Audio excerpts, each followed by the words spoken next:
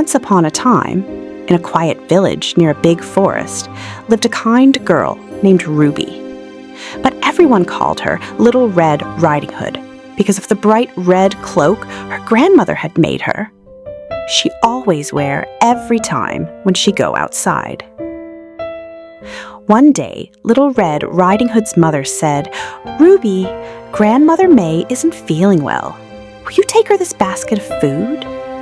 Little Red Riding Hood said, "Yes, Mama, I'll go right away. I sure would love to see Grandma."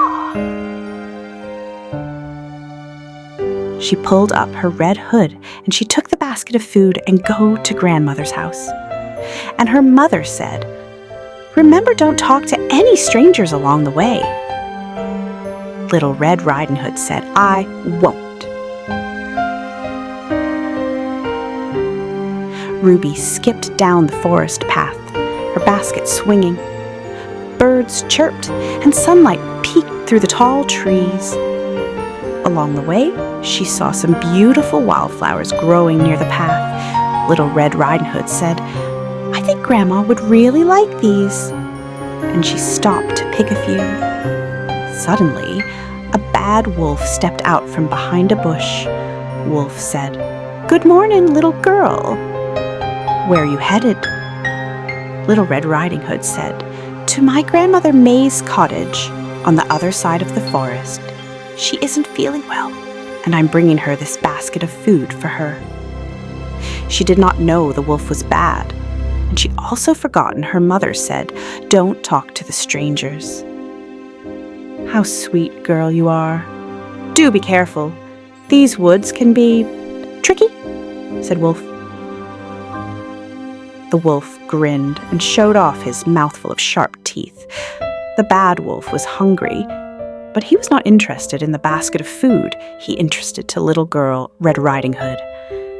The bad wolf's stomach grumbled and growled with hunger, and suddenly he had an idea. As quick he could, he ran through the forest, all the way to Grandma's cottage.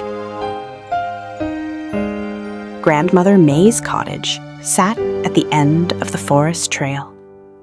She was resting peacefully on the bed. The sneaky wolf opened the door very quietly and found Grandma asleep in her bed. Before she could get up, the wolf leaped inside and gently tucked her into the wardrobe. The wolf put on Grandmother's cap and glasses and climbed into bed, pulling the covers up to his nose. Moments later, waiting for Little Red Riding Hood arrived. When Little Red Riding Hood arrived at the cottage and knock, knock, knock, "Who's there?" Wolf, disguising voice, said, "It's me, Ruby," Little Red Riding Hood said. "Come inside, please," Wolf, disguising voice said. Little Red Riding Hood see Grandma lying in bed. "Hello, Grandma. Mother told me you weren't feeling well, so I brought you some food and some flowers. What a sweet little girl you are. Come closer, my dear." Little Red Riding Hood took a step closer, and she noticed that something looked a little different about Grandma. "What big eyes you have, Grandma," Little Red Riding Hood said. "All the better to see you with." Wolf, disguising voice, said, "What big ears you have, Grandma." Little Red Riding Hood said, "All the better to hear you with."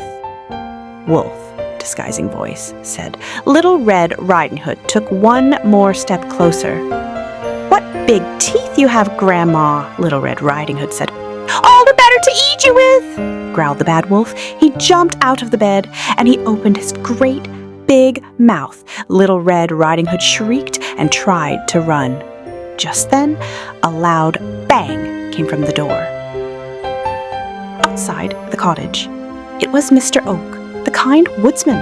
A woodsman happened to be walking through the forest when he heard Little Red Riding Hood shrieked of surprise.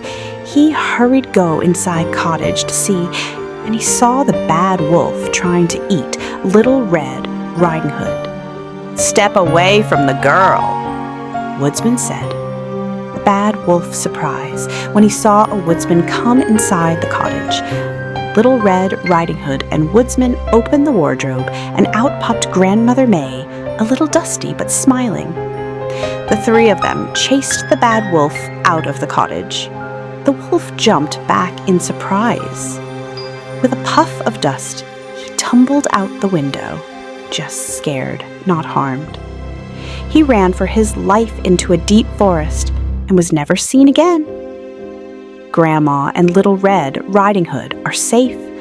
They also thankfully to a woodsman as he helped her from a bad wolf. Little Red Riding Hood learned her lesson, and she never ever talked to strangers after that.